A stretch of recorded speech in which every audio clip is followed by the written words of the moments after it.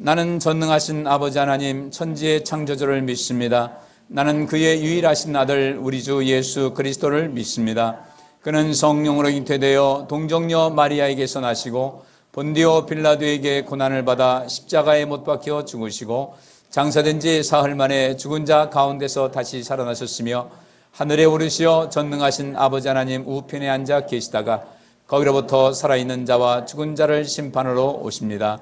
나는 성령을 믿으며 거룩한 공교회와 성도의 교제와 죄를 용서받는 것과 몸의 부활과 영생을 믿습니다. 아멘. 다 자리에 앉으시겠습니다. 기도하시겠습니다.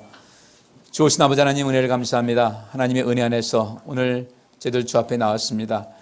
예배하러 모인 우리 성도님들을 하나님께서 기뻐 받아주시고 예배하는 우리 성도님들에게 복의 복을 더하여 주시옵소서. 이 시간이 우리 삶의 축복의 통로인 것을 알고 하나님께 힘써 예배하고 마음을 다해서 하나님을 사랑하며 하나님을 바라보며 의지하는 저희 믿음의 삶이 되게 하여 주옵소서.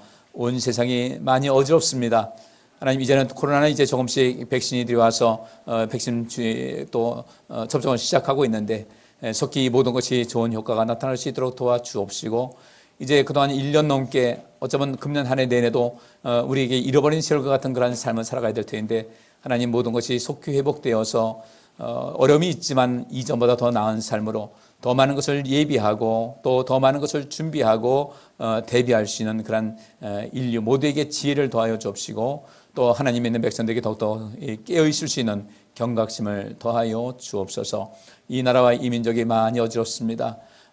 나라가 양분이 되어서, 국민들에게 양분이 되어서 어려움이 있습니다. 지도자들은 이 모든 양분된 국민들을 하나로 통합하는 데 앞장서야 할 텐데 저마다 자기 자신의 어떤 이익을 위해서 추구하는 이런 아주 어려운 가운데 있습니다. 하나님, 의정자들에게 지혜를 더하여 주셔서 저들이 왜 시험받았는지, 왜 국민들이 낸 세금으로 자기들이 먹고 마시며 삶의 영향인지를 알게 하시고, 누구를 위한 것이 아니라 온 국민을 위해서, 대한민국을 위해서, 온 세계를 위해서 일할 수 있는 저들이 될 수 있도록 은혜를 허락하여 주옵시고, 저들에게 하나님을 두려워할 줄 아는 마음, 국민들을 두려워할 줄 아는 마음도 주께서 허락하여 주시옵소서. 그래서 우리나라 지정학적으로 여러 가지 어려운 가운데 있습니다. 어느 하나 볼 때 편안한 구석이 없습니다. 북한이 있고 중국이 있고 러시아가 있고 일본이 있고 그 외에 섬 아닌 섬 같은 이런 인생을 살아가는 그런 모습으로 세상을 살아가는 이 나라를 주께서 긍휼을 베풀어 주옵시고, 무엇보다 한국교회에 깨어있게 하여 주셔서 하나님의 긍휼하심을 또한 받을 수 있는 그런 조건이 되게 하여 주옵소서. 소돔과 고모라의 의인 10명이 없어서 멸망했는데 한국교회가 깨어있어서 한국교회를 인하여서 이 나라가 사는 역사 있게 하여 주옵소서. 세상 사람들은 교회를 흉보고 손가락질하지만 그래도 여전히 우리 하나님 믿는 백성들이 그들보다는 더 나은 모습으로 하나님께 기도하고 이 나라를 위해서 애쓴다는 그런 자부심을 갖고 누가 뭐라 한들 그런 거 신경 쓰지 않고 열심히 주님을 섬길 수 있는 우리 한국교회가 되게 하여 주옵소서. 우리 성도님들도 한 사람 한 사람 살펴주셔서 모두 다 믿음 안에 살게 하시고 예수 그리스도를 우리가 온전히 모시고 그 중심에 모시고 인생을 힘있게 살게 하여 주옵소서. 오늘 이 예배 속에서도 주님의 귀한 은혜를 부음받기 원합니다. 우리에게 들을 길을 열어 주옵시고 예배 모든 순서 속에 우리가 몰입하면서 하나님과 또 교제를 나누게 하시고 소통하게 하여 주시옵소서. 예수 그리스도 이름으로 기도하옵나이다. 아멘. 2021년도 예산 통과를 위한 비대면 공동회의를 한다고 했는데 일부 예배 때 우리 성도님들 물어봤더니 그 예산 결산안을 안 봤다고 그러더라고요. 그래서 안 보고서 무조건 사인하게 되면은 또 문제가 있어서 제가 다음 주로 연기한다고 했습니다. 나가시면서 2층도 해놨죠. 1층과 여기 앞에 게시판 있으니까 잘 보시고 또 더 자세히 보고 싶으시면 그 카메라로 찍어서 가셔서 살펴보신 다음에 모든 것 해나가시기 바랍니다. 그냥 뭐 알아서 됐거니 하고서 하지 마시고 교회 모든 일에 관심 갖고 이렇게 하셔서 다음 주에 다시 서면으로 이렇게 서명받는 시간을 갖도록 하겠습니다. 코로나19로부터 안전을 지키기 위해서 개인 방역 철저히 하시고 또 빠른 종식을 위해서 기도 부탁을 드리겠습니다. 우리나라에 하나님의 공의가 이루어지도록 기도하셔서 모든 세계가 볼 때 우리 대한민국이라는 나라가 어떤 법과 질서가 자리 잡은 그런 나라라고 인정받을 수 있는 그런 모습 되기를 기도해 주시고, 우리 김혜정 선교사님께서 선교사에 이제 가셨는데 비자 만료 기간이 됐고 또 거기는 지금부터 굉장히 더운 기간이 돼서 거기 살던 사람은 견디기가 좀 어려운 것 같아요. 그래서 지난주에 이렇게 다시 귀국하셨습니다. 지금 자가 격리 중인데 다음 주부터 아마 오실 것 같습니다. 또 여기서 기도해 주시길 바랍니다. 우리 환우들에서 기도해 주시고 우리 고경혜 권사님께서 치료가 좀 꽤 길어지더라고요. 이번 주나 돼야 주중에 태어나신다고 하니까 더 기도해 주시고 다른 여러 환우들을 기도해 주시기 부탁드리겠습니다. 군에 있는 형제들 또 외국에 있는 교우들에 의해서 기도를 부탁을 드리겠습니다. 하나님 말씀 히브리서 6장 1절부터 12절까지 말씀 우리 같이 봉독하시겠습니다. 그러므로 우리가 그리스도 도의 초보를 버리고 죽은 행실을 회개함과 하나님께 대한 신앙과 세례들과 안수와 죽은 자의 부활과 영원한 심판에 관한 교훈의 털을 다시 닦지 말고 완전한 데 나아갈지니라. 하나님께서 허락하시면 우리가 이것을 하리라. 한 번 빚짐을 얻고 하늘의 은사를 맛보고 성령에 참여한 바 되고 하나님의 선한 말씀과 내세의 능력을 맛보고 타락한 자들은 다시 새롭게 하여 회개케 할 수 없나니 이는 자기가 하나님의 아들을 다시 십자가에 못 박아 현저히 욕을 보임이라. 땅이 그 위에 자주 내리는 비를 흡수하여 밭가는 자들의 쓰기에 합당한 채소를 내면 하나님께 복을 받고 만일 가시와 엉겅퀴를 내면 버림을 당하고 저주함에 가까워 그 마지막은 불사름이 되리라. 사랑하는 자들아 우리가 이같이 말하나 너희에게는 이보다 나은 것과 구원에 가까운 것을 확신하노라. 하나님이 불의치 아니하사 너희 행위와 그의 이름을 위하여 나타낸 사랑으로 이미 성도를 섬긴 것과 이제도 섬기는 것을 잊어버리지 아니하시느니라. 우리가 간절히 원하는 것은 너희 각 사람이 동일한 부지런을 나타내어 끝까지 소망의 풍성함에 이르러 게으르지 아니하고 믿음과 오래 참음으로 말미암아 약속들을 기업으로 받는 자들을 본받는 자 되게 하려는 것이니라. 아멘. 반갑습니다. 한 주간 또 이렇게 건강하게 지내시다가 다시 만나서 하나님께 예배하고 하나님을 찬양하는데 이 시간도 우리 하나님의 은혜가 우리 성도님들 삶 속에 가득 임해서 항상 이기는 삶을 사는 여러분들 되시기를 원합니다. 저는 오늘 본문 말씀을 가지고 믿음의 진보를 위하여라는 주제를 잡아봤습니다. 우리가 계속 성장해야 될 텐데 과연 우리가 얼마만큼 성장하고 있고 또 어떻게 성장해야 될 것인가에 대해서 이제 관심을 좀 많이 가져야 될 것 같아요. 신앙생활이라는 것이 할 일이 굉장히 많이 있죠. 많이 있는데 어떤 큰 틀이 있습니다. 그 틀이 있고 그 가장 큰 틀이 율법입니다. 근데 지금 이제 우리가 율법 하면은 좀 거부감이 있죠. 율법 별거 아닌 것 같은데. 그런데 예수님께서 하신 말씀이 나는 율법을 폐하러 온 것이 아니라 율법을 완성시키러 오셨다. 완성시키러 왔다라고 하시면서 이 율법의 1.1핵이라도 없어질 것이 아니라고 했어요. 그 율법의 1.1핵도 없어지지 않는다는 것은 율법의 가장 기본적인 정신이 여전히 살아있어야 된다는 겁니다. 그리고 율법 전체를 하나로 좀 짧게 압축한 것이 예수님께서 산상수훈에서 말씀하신 그것이었어요. 마태복음 5장, 6장, 7장으로 대표되는 그것이 율법의 그 압축한 것을 그렇게 말하고 있는데 그 큰 줄기 속에서 우리가 이제는 뭔가 좀 온전한 가지를 펼쳐 나가셔야 돼요. 근데 그 줄기에서 벗어난 가지는 꺾여서 없는 거죠. 거기 없다는 것은 줄기에 붙어 있지 않다는 것은 이미 꺾여져서 버림받은 거예요. 우리가 인생을 살면서 각각 자기 개성이 있습니다. 개성이 있고 또 사람의 생각도 다르고 또 취향도 다르고 다 그렇지만은 그 모든 것을 어떤 방식으로 살아가든 간에 우리는 예수 그리스도라는 그 줄기에 철저하게 그 뿌리를 내리고 그 접붙여서 세상을 살아갈 수 있어야 되는 것이거든요. 그렇다면 우리가 어떻게 하면 인생을 살아갈 것인가, 어떻게 하면 온전할 것인가에 대해서 관심을 좀 많이 가지셔야 돼요. 우리 성도님들이 지금 여러 가지 어려운 시기를 지내고 있습니다. 많은 어려운 시기를 지내고 있고 또 이것이 이제 금년 한 해까지는 내내 이런 모든 것이 지나가야 될 상황이에요. 그리고 이 코로나19 때문에도 어려운데 우리나라 국내 정세가 이게 굉장히 어렵습니다. 국민들은 꽤 열심히 하는 것 같은데 정치인들이 자꾸 이 사람들 마음에 좀 근심을 주고 염려를 주는 것 같아요. 서로 다툼이 있고 우리 그 목사님들 저희 동기 목사님들에도 단톡방이 있는데 거기서도 자꾸 이렇게 그런 얘기가 나와요. 이런 얘기 저런 얘기가 나와서 그게 여기서 이제 이런 일 하지 말고 우리가 모여서 우리 신앙과 올바른 신학에 대해서 좀 고민 좀 하자. 제가 이제 그런 얘기를 했어요. 어떻게? 그래.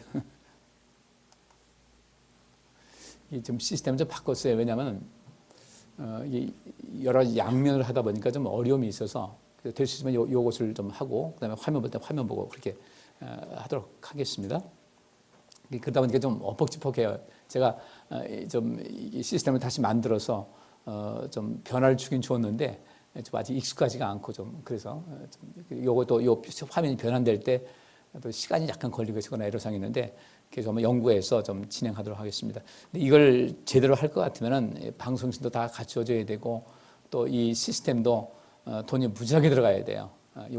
그 간격, 요 화면 바꿀 때 1초, 2초 요거를 줄이려면은 요거 하나 하는데 한 몇백만 원이 들어가야 되고 해서 좀 어려움이 있습니다. 어쨌든 제가 갖고 있는 그런 그 지식을 갖고 또 여기저기 찾아다니면서 정보 얻어가지고 좀 화면을 좀 바꿔서 이렇게 했는데 아직도 좀 미흡한 점이 있어요. 이게 제가 하는 것은 1층에서 이제 TV로 다 볼륨이 나오는데 여기서 앞에 나서 기도하는 분들은 또 그 소리가 안 나게 되고 이 또 반주도 소리가 안 나고 돼서 이걸 어떻게 좀 처리해야 될까 좀 고민인데 작은 공간에서 좀 할 일이 많은 것 같습니다.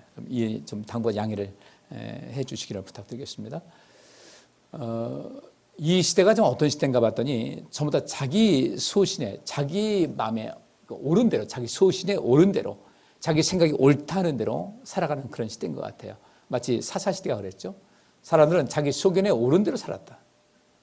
이것이 옳은 것 같아. 그냥 그렇게 살아가는 겁니다. 그런데 하나님 믿는 백성들은 하나님 말씀이 인생의 모든 것을 이것이 기준이 돼야 되거든요.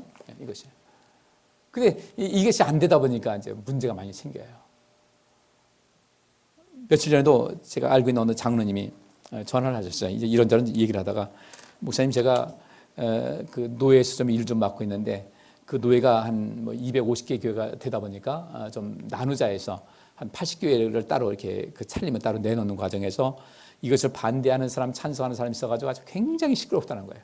그래서 이제 노예를 분립하기로 해가지고 그 새로운 노예가 설립하는 예배를 드렸는데 거기 와서도 법위호를 따지면서 굉장히 시끄러워서 어려움이 있었다. 근데 어느 그 원로 목사님, 그 교단에도 되는 원로 목사님께서 이렇게 한 말씀 하시더래요. 굉장히 참 그 말이 맞다 싶은 생각이 드는 게 여기서 법위호 하게 되면은 장로께서는 그래요.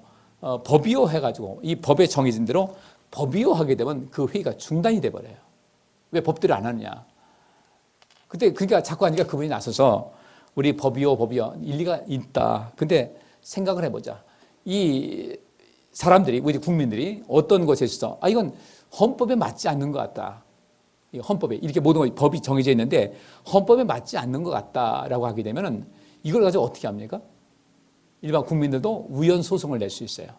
이건 헌법에 이런 모든 지금 이 질의하고 하는 방법이 헌법에 어긋난다. 그러면 헌법재판소에다가 우연 신청을 낼 수가 있고 판사들도 역시 마찬가지로 재판하다가 이건 우연 소지가 있다. 그러면 우연에 관한 것을 일단 그 제출하는 겁니다. 헌법재판소에 합니다. 그럼 헌법재판소 판관이 몇 명이에요? 재판관이 9명인가 그럴 거예요. 그러면 그 9명이라는 것은 왜 그렇겠어요? 왜 홀수로 되겠어요? 그러면 똑같은 사안에 대해서 이것을 헌법재판소에 이제 그런 의뢰가 들어왔어요. 이건 우연 심판을 해주시기 바랍니다. 거기서 모든 재판관, 헌법 그 재판소 그 판사들이 그것을 놓고서 토론을 합니다. 근데 토론하는데 헌법에 정해져 있으니까 다 100% 의견이 일치가 돼야 될 거 아니겠어요? 그런데 그 헌법재판소에 있는 사람들은 그야말로 헌법에 대해서는 최고의 권위자라는 사람들인데 그 어떤 법에 대해서도 이게 헌법에 맞느냐 안 맞느냐에 대해서 서로 의견이 다르다는 거예요. 그래서 다르죠. 그죠? 달라요.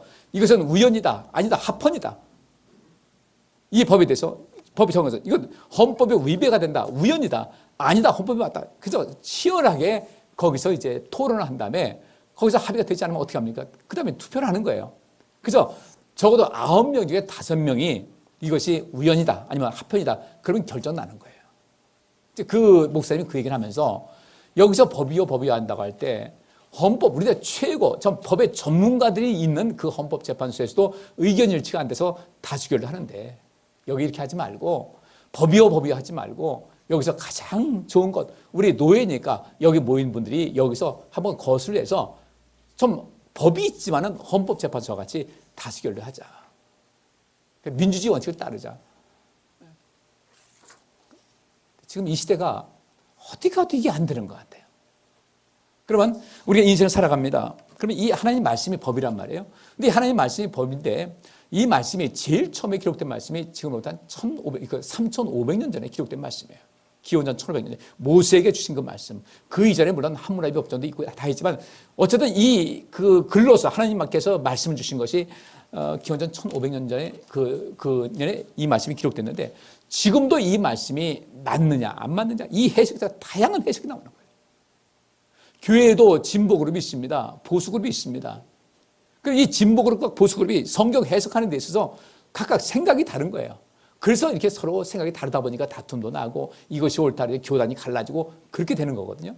근데 그 중에서 진보적인 이런 사고를 갖고 말씀 보든 아니든 구약시대 우리 예수님께서 마찬가지였어요. 이 하나님 말씀을 해석하는 데 있어서 바리새파 사람들은 굉장히 진보적이었어요. 이 하나님 말씀에서 굉장히 진보적이어서 이 속에서 이 행간에 기록되지 않은 그런 말씀 속에서도 많은 것을 찾아내려고 애를 썼고 사두개파 사람들은 굉장히 보수적이어서 여기서 더 이상 한 걸음도 못 나가게 딱 막아버린 겁니다. 그러니까 이 천사가 있다 없다, 영생이 있다 없다, 천국이 있다 없다, 사두개파 사람들은 영생을 믿지 않잖아요. 왜? 율법에 그에 대한 자세한 얘기 나오지 않다. 나오지 않았으니까 이것은 아니다라고 그러는데 이 바리새파 사람들은 성경 전체를 놓고 보는 거예요. 율법 말고 그 외에 다른 구약성은 전체를 놓고 볼 때 천국이 있다는 거죠. 천사 있다. 이러면서 계속해서 다투는 거예요. 그러면 우리가 이 세상을, 우리 신앙인으로서 세상을 살아갈 때 우리가 신앙생활을 어떻게 해야 될 것인가? 신앙인으로서 우리가 신앙생활을 어떻게 해야 될 것이며 하나님 믿는 백성으로서 이 세상을 바라보는 관점은 무엇을 어떻게 바라봐야 될 것인가에 대해서 관심을 가져야 되는데 이것이 자기 속에는 옳은 대로만 하는 거예요. 하나님 말씀은 던져버리는 거예요. 이것이요. 여러분들 지금 이 시대가 탈진리가 시대라고 얘기했죠. 하나님 말씀은 진리입니다. 이것만큼 진리가 없어요. 여러분 이 서점에 나가서 책을 이렇게 보지만은 그 책은 전부 다 오류가 있어요. 오류가 있어요. 암만 거기서 여러 사람 의견을 동원해서 저도 논문 쓸 때 그렇게 합니다. 제가 주장하는 그런 모든 것이 이것이 누가 이런 말 되고 누구도 이런 말 했다 이렇게 하지만은 실상 거기서 반론을 제기하는 사람도 있는 것이거든요. 생각이 다를 수가 있어요. 하나님 말씀은요 완전하신 하나님께서 주신 말씀이기 때문에 완벽하다는 겁니다. 우리의 삶의 모든 기준이 하나님 말씀에 있어야 돼요. 세상을 바라보는 관점도 하나님 말씀 가운데 보셔야 되고 우리가 이 세상 사회, 경제, 문화, 정치 모든 것을 볼 때도 분명히 하나님 말씀의 기준에 의해서 기준을 해서 이 모든 것을 판단할 수 있고 분별할 수 있어야 되고 결정할 수가 있어야 되는 거예요. 그런데 지금 이 시대는 어떻습니까? 코로나19가 와가지고 온 세상을 뒤집어 놨습니다. 사람들의 생각이 다 달라졌어요. 여기서는 정말 누구를 믿을 수도 없다. 점점 더 이 모든 불신이 팽배하게 됐고 이것 때문에 국가 간의 불신이 더 심각해졌습니다. 개인 간에도 역시 마찬가지예요. 누가 걸렸는지 알 수가 있어야죠. 여러분들 식당에 어떻게 가끔씩 가십니까? 가끔 가시더라도요. 저도 어쩌다 갈 때가 있어요. 어쩌다 마지막에 갈 때가 있는데 어느 식당 찾아다니겠어요? 가능하면 뭐 꼭 그 시간에 맞춰 갈 수 있지만 시간을 피해 든다면은 제가 그 시간을 피해서 가는데 사람들이 비교적 덜 모인 대로 갈 수밖에 없는 거예요. 이러다 보니까 사람들이 점점 이 관계성이 좀 멀어지다 보니까 어느샌가 벌써 2년이면 시간이 얼마입니까? 우리가 그것이 이미 몸에 배버릴 수가 있는 거예요. 신앙생활도 마찬가지고. 어떻게 신앙생활하고 어떻게 인생을 살아갈 것인가, 믿음의 진보를 해서 무엇을 어떻게 될 것인가에 관심을 좀 많이 가져야 될 텐데 오늘 거기에 대해서 말씀 한번 살펴보도록 하겠습니다. 그리고 오늘 부제는 뭐냐면 이 주제가 믿음의 진보를 위한데 부제는 나는 나를 위해서 무엇을 하고 있는가에 대한 것이 오늘 설교 말씀의 또 다른 부제가 됩니다. 왜 그런가? 우리는 내가 나를 위해서 무엇을 해주고 있지? 제가 전에도 몇 번 말씀드렸는데 어떻게 하고 계세요? 왜 믿음의 진보를 관심 가져야 되는지 아십니까? 우리가 마지막에 정말 최고로 가장 중요한 것을 관심 가져야 되는데 가장 중요한 것은 첫째로 천국 가는 거예요. 천국 가는데 우리가 보통 이 한국교회의 그 인식이 천국 가는데 나만 천국 가면 되는 거예요. 그런 식으로 바뀌어버려요. 그런 식으로 이 신앙관이 심어졌어요. 나만 가면 돼. 인간에 대한 이기적인 그런 것이 있으니까 나만 가면 된다고 그러는데 성경에서는요 뭐라고 하고 있냐면 너도 가야 되시겠지만 내가 정말 하나님 나라 백성이라면 너 말고 다른 사람도 같이 가야 된다. 그거 하지 않게 되면 나는 너를 별로 인정하지 않겠다라고 주께서 하신 말씀이에요. 너의 삶 속에서 우리를 생각하지 않는다면 그 우리도 역시 다른 것 아닙니다. 우리도 내 편이든 반대편이든 다 포함해서 우리입니다. 그래서 예수님께서 원수까지도 사랑하라고 하신 것은 예수님께서 이 땅에 오셔서 하신 말씀이 나는 죄인을 불러서 회개케 하여 하나님께로 인도하기 위해서 이 땅에 왔다고 하셨어요. 바꿔 말하면 죄인은 주님의 원수예요. 그 원수들을 구원하기 위해서 이 땅에 오셨어요. 의사는 환자에게 필요한 것이 건강한 사람에게 의사가 필요 없다 하신 말씀대로 주님께서는 내 반대편의 사람까지도 다 불러들여서 하나님의 자녀 만들기 위해서 이 땅에 오신 거예요. 우리도 그 인생 그렇게 살아가셔야 되거든요. 근데 우리가 이 인생 살아가면서 나만 생각한다? 부자가 천국 가기가 왜 어려운지 아십니까? 부자들은요, 그렇게 많은 것을 갖고 있으면서도 더 많이 가지려고 주변 사람들 생각하지 않습니다. 자기 배만 채우려고 그러는 거예요. 이것이 가장 위험한 겁니다. 북한 집단이 왜 위험한지 아세요? 북한의 주체사상파, 우리나라 주사파가 다른 것이 아니에요. 주체사상파가 주체사상을 추종하는 사람들이 주체사상에서 주와 사상에서 사자 해가지고 주사파가 된 거예요. 그러면 이 북한의 주체사상은 무엇인가? 다른 것 아니에요. 그들, 권력을 가진 그 사람들만이 모든 것을 누리려고 하는 거예요. 생각해 보세요. 우리나라 옛날 조선왕조 때도 안 그랬습니다. 조선왕조 때요. 하나님 모를 때였죠. 비가 안 옵니다. 그럼 왕이 누구 잘못이라고 그런 거예요? 누구 책임이라고? 자기 책임이라고 나가서 밥도 굶어가면서요. 배옷 입고 가서 그렇게 애걸복걸한 거예요. 근데 이 시대는 달라졌어요. 책임감이 없는 것 같아요. 우리라는 것은 여러분들께서 마찬가지입니다. 우리 부모님들이 있어요. 형제간에 다툼이 일어납니다. 부모님은 어떻게 해야 되겠어요? 누구 편 들겠어요? 누구 편 들어요? 보통 조심스러운 게 아니에요. 이와 같이 우리 삶도 그래야 된다. 그러니까 우리가 인생을 살아갈 때 하나님께서 여기 믿음의 진보라는 것은 바로 그런 겁니다. 우리가 인생을 어떻게 살아야 될 것인가에 대해서 관심을 가져야 돼요. 이제는 나가 아닌 우리를 생각할 수 있어야 돼요. 이래야 하나님 나라에 넉넉하게 들어갈 수가 있습니다. 부자에게 주님께서 말씀하셨어요. 내 가진 거 팔아서 가난한 사람 나눠주어라. 배고픈 사람 나눠주라. 이 사람이 근심하고 갔어요. 주께서 하신 말씀이 부자가 천국 가는 것이 얼마나 어려운지 저 사람에게 보여주고 있다.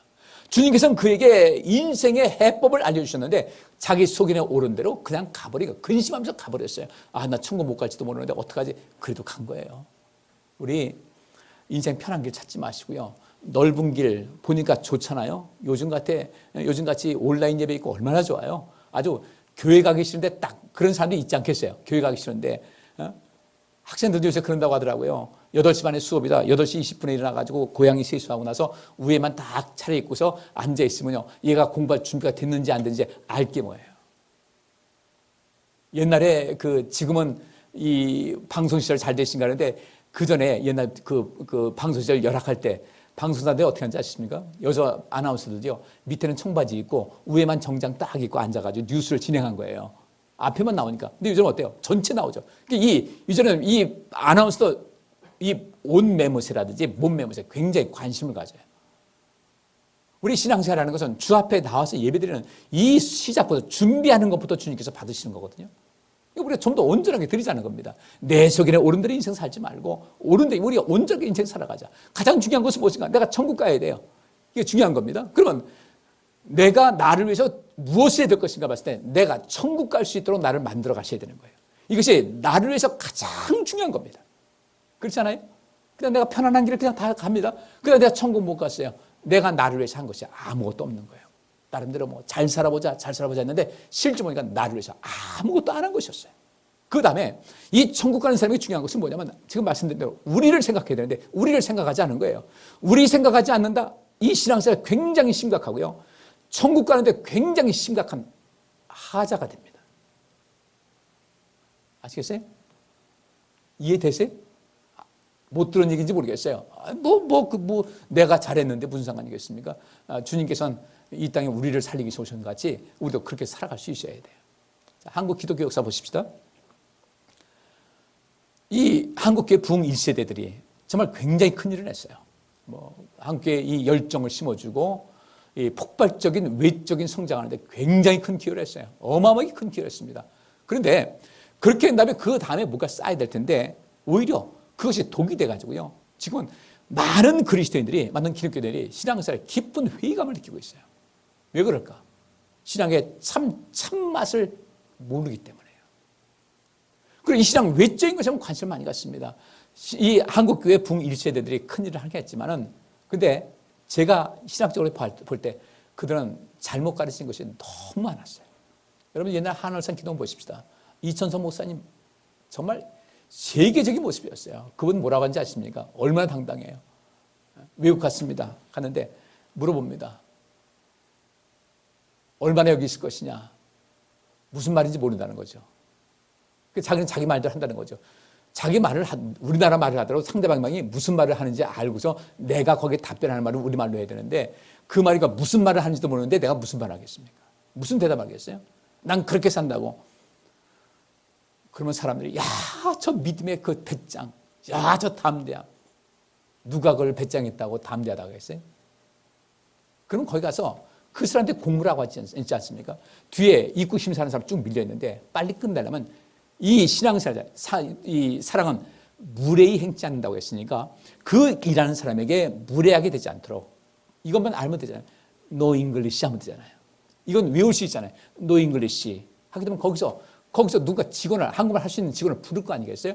그렇게 해 나가는 것인데 거기다 대고 우리나라 말 안만 냈자 무슨 소용이 있겠어요? 이건 사실 민폐를 끼치는 것이거든요. 근데 그런 것이 굉장히 잘하는 것이라고 생각을 했어요.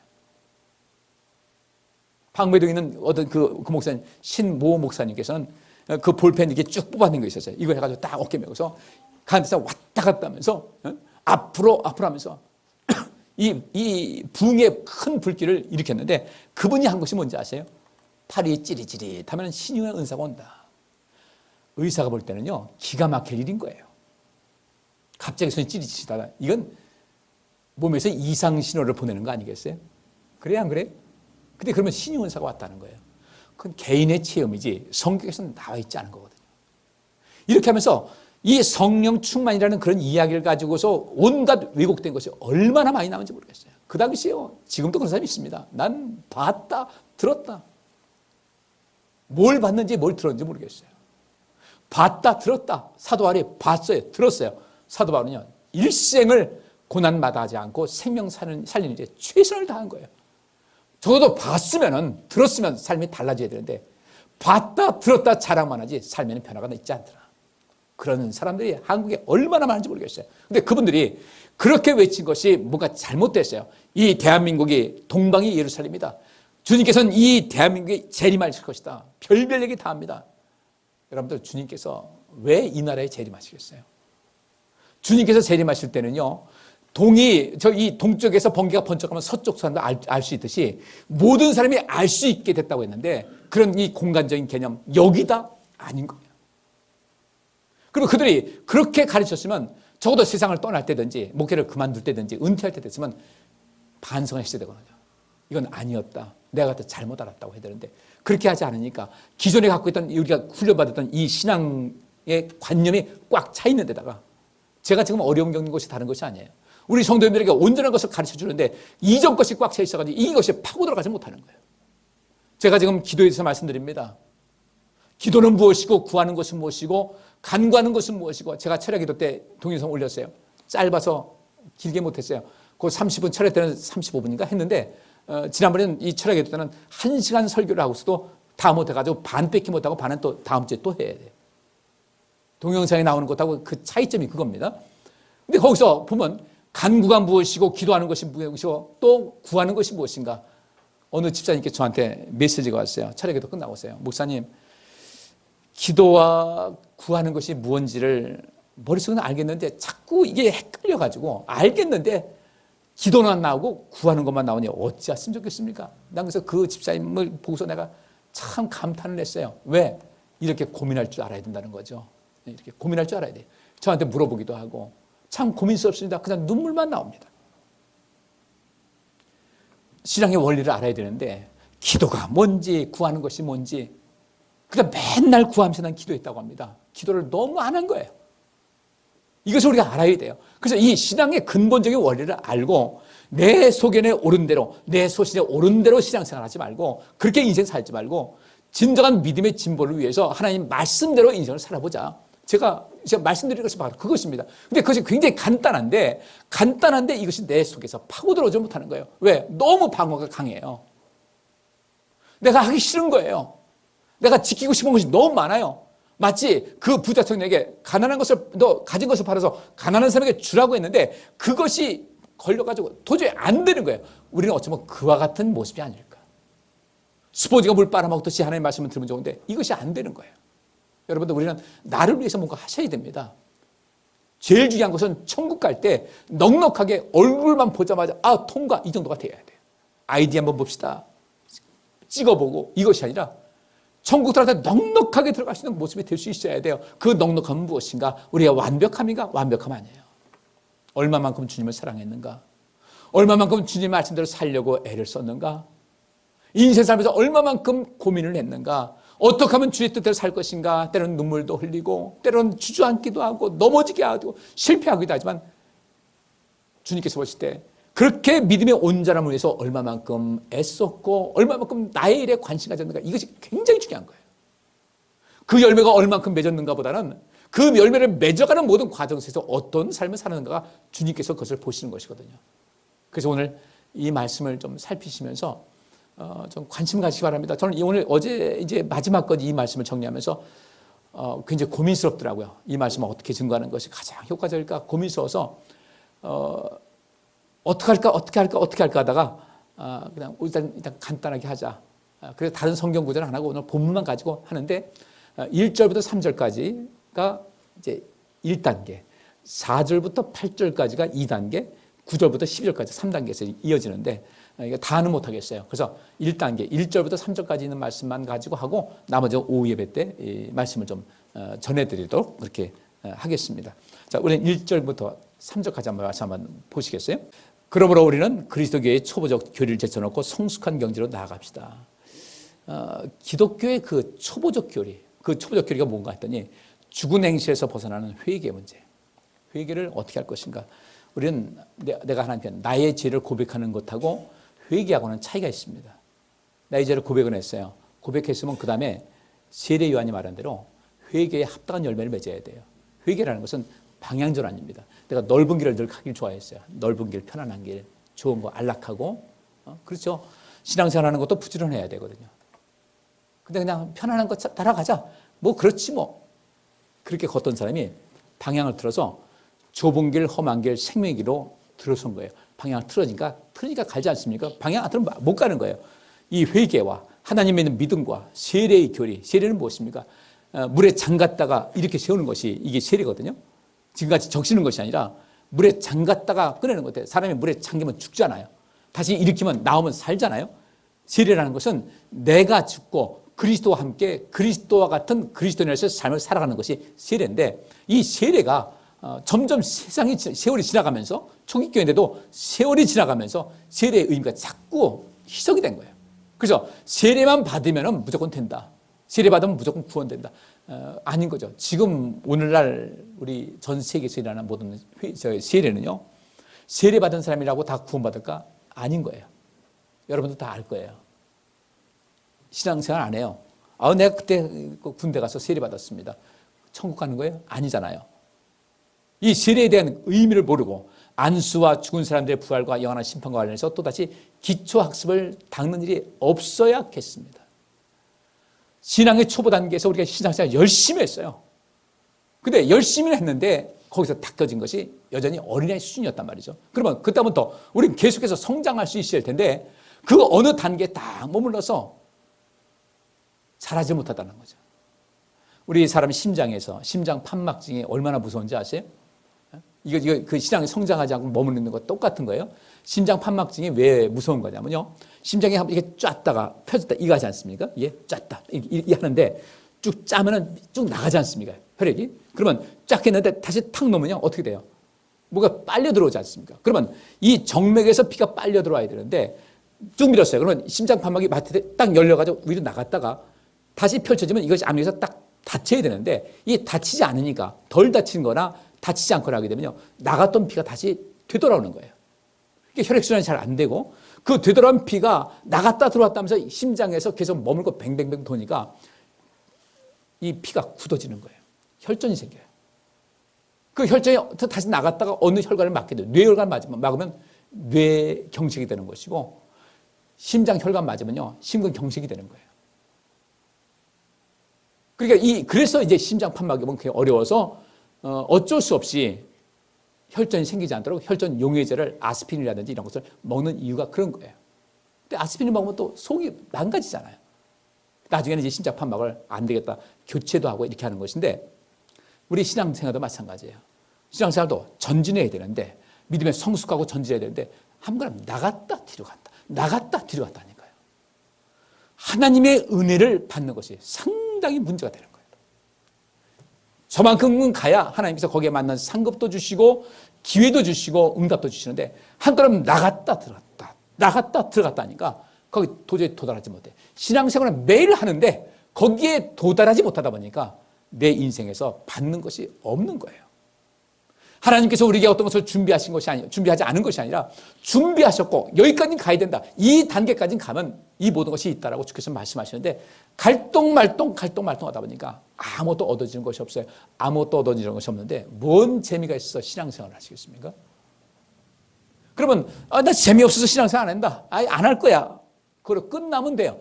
그리고 끝난다면 아무 문제 없어요. 죽은 다음에 그냥 다 그저 끝이면 모르는데, 그 다음에 세계가 정말 중요한 영원한 세계가 준비가 되어 있는데, 거기에 천국과 지옥이 있더라는 겁니다. 그러면 내가 나를 위해서, 난 적어도 천국에 무난하게 들어갈 수 있도록 나를 만들어야 되지 않겠어요? 내게 해줄 수 있는 가장 중요한 거 아니겠습니까? 우리 몸 많이 아끼잖아요.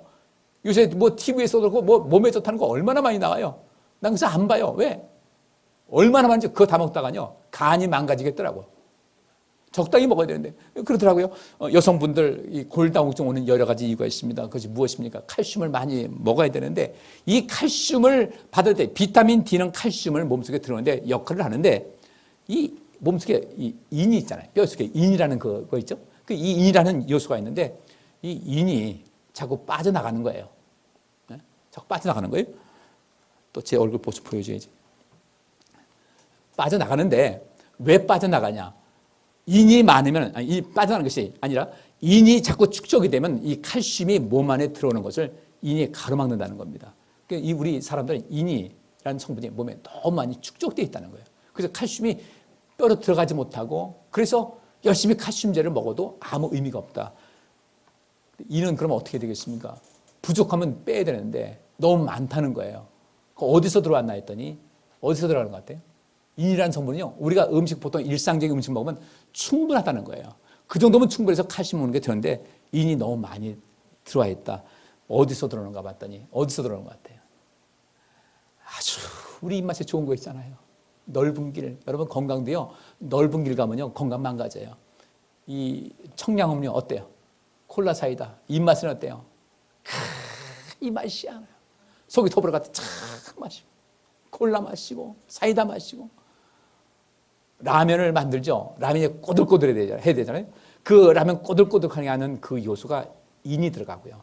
과자도 바삭바삭하게 구우려면요, 거기에 다 인이 첨가가 되는데, 과자마다 다 그것이 많이 들어가 있어가지고, 그것 때문에 인이 우리 몸속에 너무 많이 축적되어 있어가지고 골다공증, 헝그리 뼈 되거든요. 과자가 얼마나 입맛이 좋아요. 라면 얼마나 좋아요. 뭐 무슨 라면 3점 많이 하는데, 그러면서 우리 몸은 망가지고 있더라. 그러면 우리는 나를 위해서 도대체 무엇을 해야 될 것인가?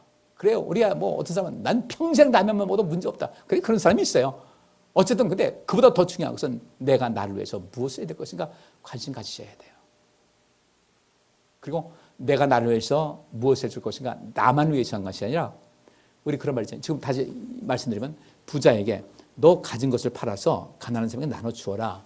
그러면 하늘에서 큰 상급이 있을 것이다. 날 따라와라. 엄청난 복을 주께서 말씀하셨잖아요. 가난한 사람에게 뭔가를 나눠주는 거 있잖아요. 이건 나를 위해서, 그들을 위해서 하는 거지만 실상은 결국은 나를 위해서 하는 거예요. 주를 위해서 충성하는 거예요. 나를 위해서 하는 거예요. 왜? 충성되자는 복이 많다고 했으니까. 근데 우리 나를 위해서 한다고 하니까 나만을 바라보지만 실제로 나를 위해서 한다는 건 다른 것이 아니거든요. 예수님께서 이 땅에 오셔서 십자가에 죽으셨어요. 이거는 주님께서 희생하신 거거든요. 근데 그렇게 했기 때문에 죽기까지 복종하시니까 하나님께서 모든 이름 위에 뛰어난 이름을 주시고 오른손 높이 드셨다고 했습니다. 나를 위해서 할 수 있는 일이 굉장히 많은 거예요. 남을 위해서 하는 거, 가난한 자들에게 복음이 되는 거, 가난한 자들에게 복음을 전하는 거, 이 모든 것이 나를 위해서 하는 거예요. 배고픈 사람들에게 먹을 것 줬어요. 목마른 사람이 물 줬어요. 헐벗은 사람에게 옷을 줬어요. 그랬더니 마태복음 25장에 주께서 뭐라고 하셨습니까? 하나님께서 예비하신 그 나라 상속을 받으라고 한 거예요. 이것이 우리가 얼마나 중요한 겁니까? 그래서 오늘 저는 여러분에게 먼저 동영상 하나를 좀 잠깐 보여드릴게요. 그걸 보고서 우리 조금 생각 더 하고 한번 말씀을 마치도록 그렇게 하겠습니다.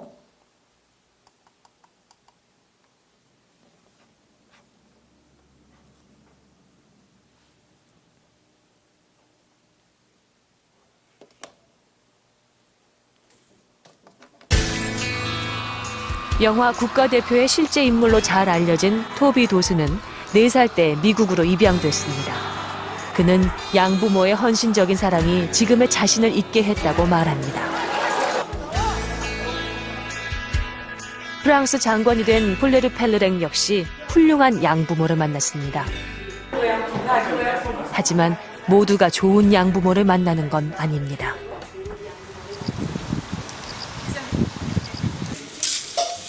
해외 입양인을 위한 숙소에 머무르고 있는 최미련 씨.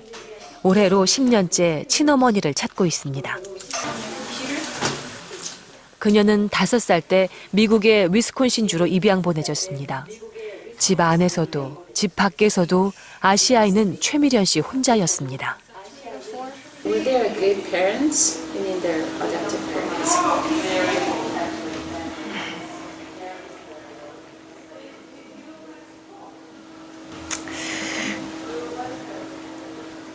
No. They should have not been allowed to adopt. No. She'd always say, oh, my nose is flat. She's always shocked that I could even breathe because she thought my nose was just so flat. And I think I have quite a normal nose. So, but she really focused, oh, your nose is flat. Only Asians have flat faces. As an adopted mother, why you would say that to an Asian child? Asians have flat faces. It's just very highly inappropriate. 한 번도 누군가의 딸로 살아본 적이 없었다는 미련 씨는 오늘도 친부모를 찾기 위해 길을 나섭니다. Every time I go to Iksan, the weather's always bad too. Is that a sign?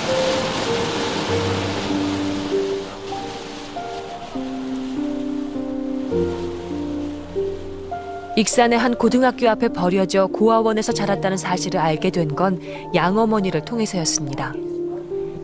Have you ever thought about that you could be abandoned again from your setting in America? Abandoned? Sure. I was threatened if I wasn't good, I was going to be sent back to Korea to live in an orphanage again. 이쪽에 세워달라는 말씀이시죠? 여기 마트 가시면 고아원이 가까워졌을 때 최미련 씨가 갑자기 차를 세웁니다. 네. 슈퍼마켓에 들어간 그녀는 과자를 잔뜩 고릅니다. Because I'm buying snacks for the kids at the orphanage. A snack is a big treat, so yeah, I'm buying them for them because they don't get those kind of treats very often. So I hope they enjoy it. Yeah. I hope this is enough. 네. You think this is enough? I hope so. 다 걸로 있어요. 네. 그녀에겐 한국에 와서 생긴 버릇이 하나 있습니다. You know, when I see like ajima, I always look at their hands because I always wonder if it's the same hands as mine. So if you look at ajima's hands, do they look the same? Maybe. No. 양어머니가 돌려보내버리겠다고 말하던 고아원. 여기서 5살까지 지냈습니다. 저는 제이미라는데 케이스 넘버 K5773 홀트 넘버 알아요? 알았어요? 지금까지 알게 된 건 입양 번호와 자신을 고아원에 맡긴 사람의 이름 석자. 그녀는 여전히 궁금한 것이 많습니다. 양어머니의 학대와 버려질지도 모른다는 불안감 속에 살아야 했던 유년 시절. 최미련 씨는 30살이 되면서 양부모와 인연을 끊고 세계 여행을 시작했습니다. 35개가 넘는 나라를 여행한 이유는 꼭 찾고 싶은 것이 있어서였습니다. I was country shopping. I was looking for a place to live. I wasn't happy with the US and I wasn't happy with Korea. So I started traveling around the world looking for a place to live. No country is perfect. So I was, because of my history, I was looking for a place that would be very diverse. A place that I felt like I could fit in and not stand out. 한국에서는 영어 강사로, 덴마크에서는 연기자로 활동 중인 최명호 씨. 그 역시 양부모의 문제를 온전히 혼자 떠안아야 했습니다. 태어난 지 5개월 만에 덴마크로 보내진 명호 씨. 친어머니는 그를 낳은 뒤 병원에서 사라졌고 양어머니는 그에게 어머니의 역할을 해주지 못했습니다. Yeah, I know. I would mostly stick to myself, and I would try to deal with the problems alone. If we are scared of things, healthy children will go to their parents and get comfort from their parents. But me and other children, we deal with themselves and roll up the blankets and try to hide and deal with that problem. But later on in life, it'll be a problem. 알코올 중독이었던 양아버지와 우울증이 심했던 양어머니는 매일같이 부부싸움을 했습니다. 학교에서는 자신을 괴롭히는 아이들과의 끝없는 싸움과 인종차별이 기다리고 있었습니다. He would take me and some other children, and then there was the big dumpster, like trash can, like this high, and then he would take me and then he would throw me in and close the lid. And I couldn't get out of the trash can. I can remember the smell, abandoned, not welcome. Very sad about myself. 우울증으로 정신과 치료를 받기도 했던 그는 매 순간이 살아남기 위한 전쟁이었다고 합니다. I tried, like every day was obstacle that have to be won. It was a battle every day, so I'm very used to like having a hard time. So everything is uphill every day. So I fought battles every day. Yeah. So it's like never. Don't give up. If I quit, then it would be the end of it, you know. So I'm pretty tough. 제가 이제 이 내용을 좀 한 이유가 있어요. 입양을 했으면은, 누가 입양을 했으면 그 입양한 아이에게도 또 행복을 줄 수가 있어야 되고, 그죠? 내가 입양했으니까, 키우겠다고 했으니까, 그렇지 않아도 버려진 아이를 내가 책임지고 또 행복하게 할 수 있는, 앞에 두 예는 아주 굉장히 좋은 예죠. 좋은 사람 만나서 지금 프랑스에서 그 장관이 된 여성이 있습니다. 자신만만해요. 그렇다고 해서 한국이라는 사회에서 그 한국 사람이니까 한국을 돌봐줘야지, 아니에요. 철저하게 프랑스 사람이에요. 그를 용납을 한 겁니다. 근데 왜 입양을 하고서 그 아이를 책임지지 못하고 저렇게 더 학대를 해가지고 했을까? 정인이 사건 같은 경우도 마찬가지일 거예요. 제가 왜 그랬을까 생각해 보니까 이 속에 있는 어떤 분노가 있는데 자기 자식한테는 못하고 누군가 입양해서 그 아이에게 자기의 분노를 쏟아부으려고 입양을 한 것 같아요. 지금 이 두 케이스도 역시 마찬가지입니다. 안 좋았던 케이스요. 우리가 인생의 성숙이라는 것은 무엇인가? 내가 성숙함을 통해서 누군가를 또 성숙시키는 것이 이게 우리 삶의 마땅한 도리거든요. 특별히 하나님 믿는 백성들은 마땅히 그렇게 살아가셔야 돼요. 그런 관점으로 모든 것을 바라보셔야 됩니다. 무엇이 옳고 그런가를 봤을 때 저 사람이 누군가를 위해서 행복한 삶을 살기 위해서 노력을 하는가 그렇지 않은가, 자기 배속만 챙기고 자기 사람만 챙기는가, 이걸 보셔야 되는 거예요. 이것이 하나님께서 보시니까 우리도 하나님께서 보시는 시각으로 모든 것을 보고 판단할 수 있어야 되는데 우리는 과연 어떻게 됐을까? 왜 저들은 버림받았는데 저렇게 했을까? 요 나중에 마지막 나오는 그 남성 보세요. 부모님이 챙겨주지 않아서 늘 혼자 있다고 그랬죠. 그래서 자기는 다른 일 뒤고 쓸 수밖에 없었다. 이 사람은 그래도 용감한 사람이에요. 문제를 해결하기 위해서 이야기하니까 난 매일매일 투쟁하듯이 살고 있습니다. 어떤 길을 잘 선택했지만 저 속에는 이 세상이 꼭 마치 적으로밖에 보일 수밖에 없는 거예요. 왜 그랬을까? 돌봐줘야 되는데. 우리 인생 살아갈 때 우리 자신, 내 개인의 성장뿐 아니라 누군가를 성숙시키는 데 관심 많이 가져야 되거든요. 그 남성은요, 부모님을 돌보지 않았어요. 아버지 알코올 중독자, 엄마 우울증, 돌보지 않습니다. 돌보지 않으니까 학교에서도요, 그 누군가, 내 뒤에 누군가 있어서 내가 어떤 일이 있을 땐 우리 부모님이 뒤에서 뒷받침해주고 자신 있지 않겠습니까? 그러면 앞을 향해서 누가 싸우더라도 당당한 모습이 있는데 항상 주눅 들어 있으니까 이 세상 어떻습니까? 먹힌 거죠. 세상에 선생님까지도 그 아이를 데려와서 다른 애를 가서 쓰레기통에 집어넣었다. 그 냄새를 지금도 잊지 못한다. 얼마나 큰 상처예요? 부모님들이 그 자녀 뒤에서 뒷받침하게 되면요, 모든 것이 온전한 거예요. 저도 그런 기억이 있어요. 우리 아버지 어머니 저를 학대하지는 않았어요.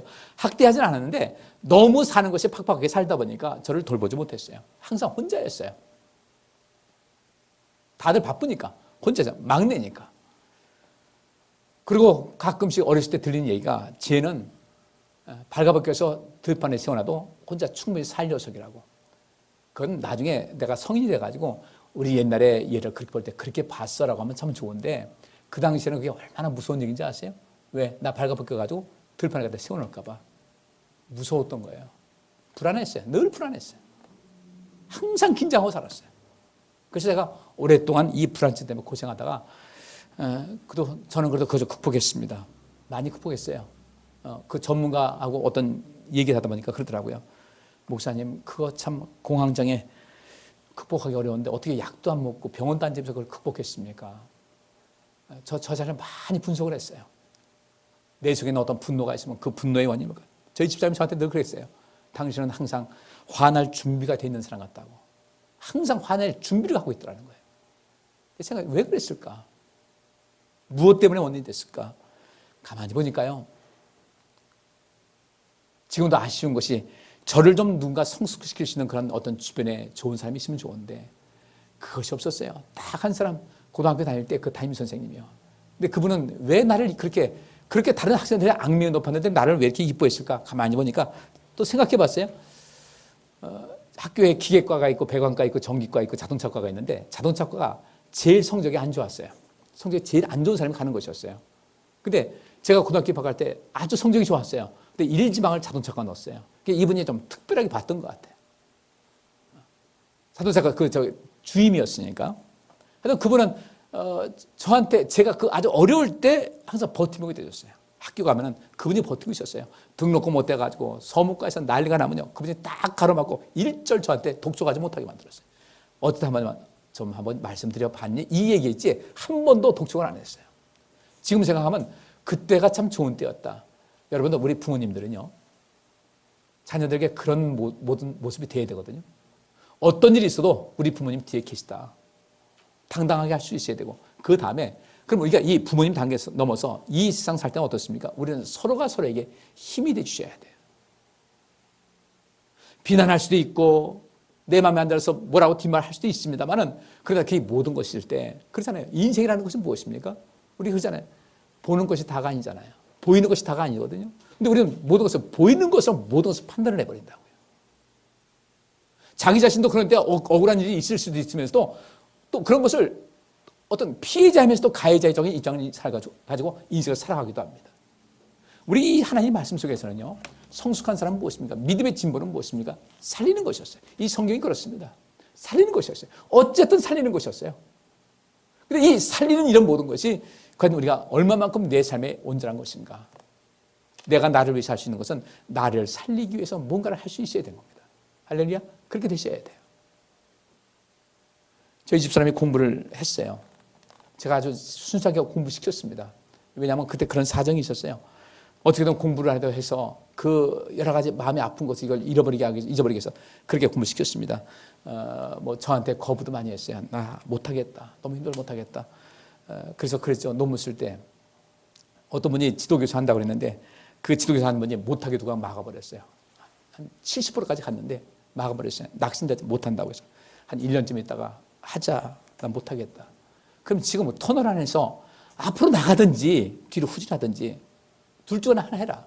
근데 뒤로 후진해도 좋다. 근데 나중에 세월 지나서 아예 그때 할 걸 이런 후회가 있는 것 같으면 힘들어도 앞으로 나가라 해서 해가지고 공부를 했어요.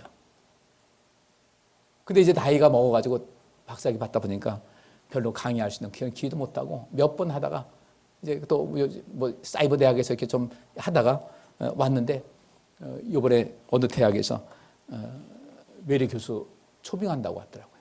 공고가 났어요. 한번 해보라고 그랬어요. 두 가지를 넣었어요. 두 군데 넣었는데 거기서 학교에서 둘은 다 못 드리겠습니다. 하나는 합격했습니다 하고 연락이 왔어요.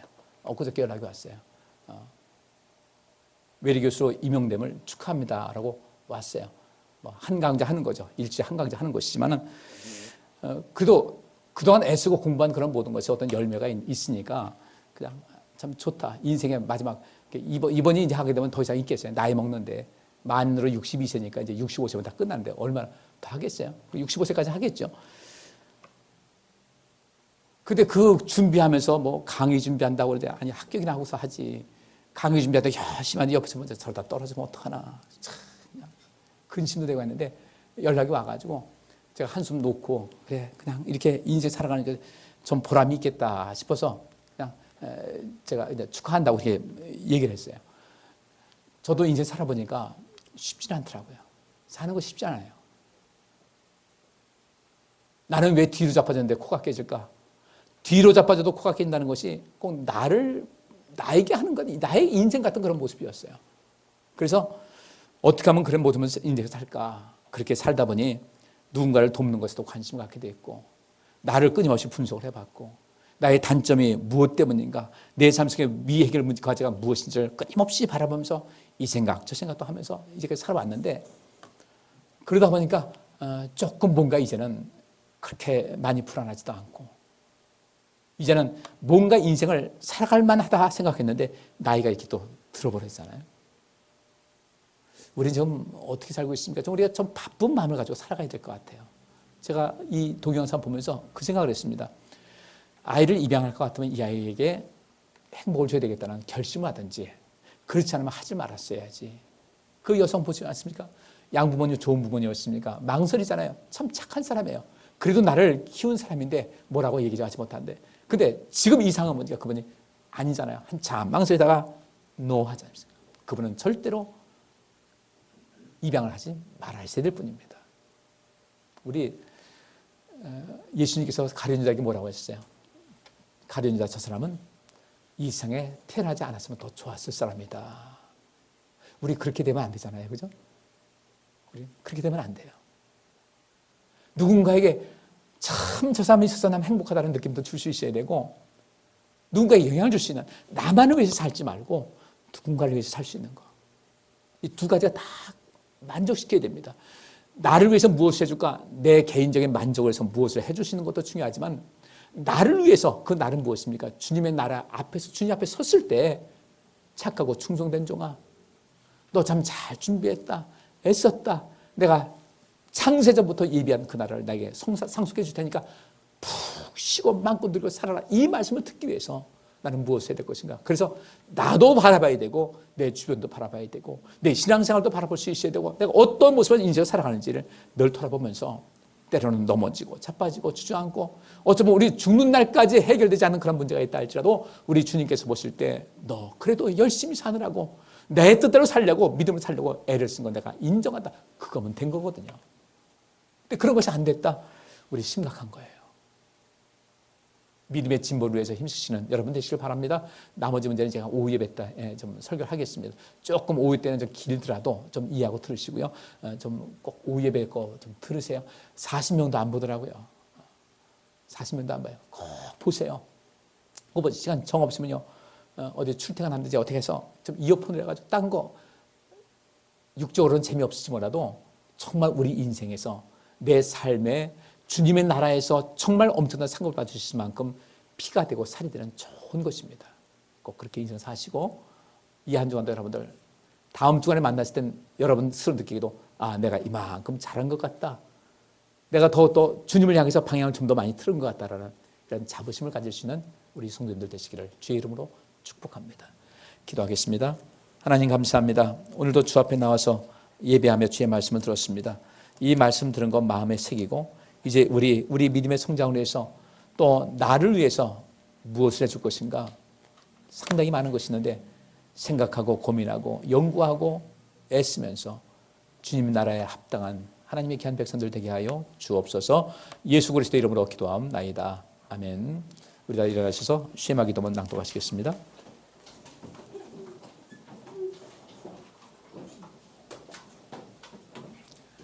이스라엘아 들으라. 우리 하나님 여호와는 오직 하나님 여호와시니 너는 마음을 다하고 성품을 다하고 힘을 다하여 내 하나님 여호와를 사랑하라. 오늘날 내가 네게 명하는 이 말씀을 너는 마음에 새기고 네 자녀에게 부지런히 가르치며 집에 앉았을 때든지 길에 행할 때든지 누웠을 때든지 일어날 때든지 이 말씀을 강론할 것이며 너는 또 그것을 네 손목에 매어 기호를 삼으며 네 미간에 붙여 표를 삼고 또 내 집 문설주와 바깥문에 기록할지니라. 아멘. 395장 찬송합니다.